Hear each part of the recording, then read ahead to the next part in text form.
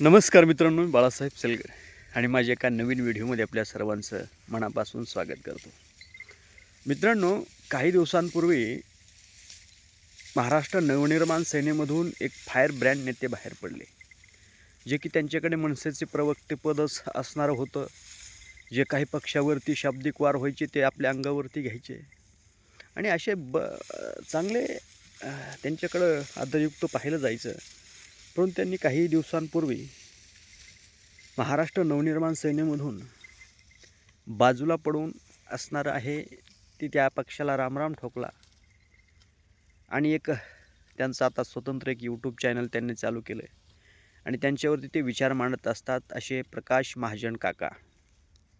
आपण जर पाहिलं तर त्यांनी अलीकडेच भाजपमध्ये जाण्याचे संकेत दिले की भाजपला कशा प्रकारचं पूरक असणारा देवेंद्र फडणवीसांसाठी मटेरियल तयार करतायत, एक स्ट्रक्चर बनवतायत की माझा संघाचा DNA आहे, भारतीय जनता पार्टी जर निवडून आली तर मला आनंद होतो, मी काय त्या राज ठाकरेला आता घाबरत नाही वगैरे वगैरे बोलताना आपण बघितलं असेल.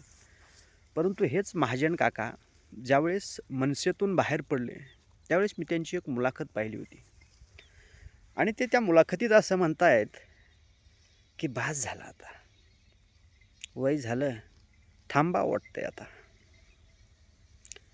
केलं, इतके दिवस केलं, एक छोटा कार्यकर्ता म्हणून पक्षाचं काम केलं, परंतु त्या पक्षामध्येच आपल्याला जर इज्जत मान सन्मान भेटत नसेल तर कशाला राहायचं त्या पक्षात.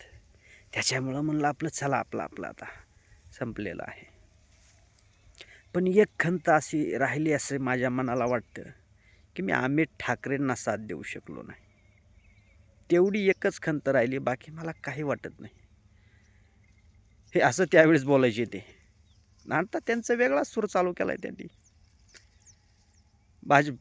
भाजपामध्ये जाण्यासाठी काही वेगळेच मार्ग शोधू लागलेले आहेत आणि आता त्यांचं काय स्टेटमेंट की महाराष्ट्र नवनिर्माण सेना ही हिंदुत्वापासून दूर जाऊ लागली म्हणून मी हा इकडं यायचा निर्णय घेतला. किती खोटं बोलताय.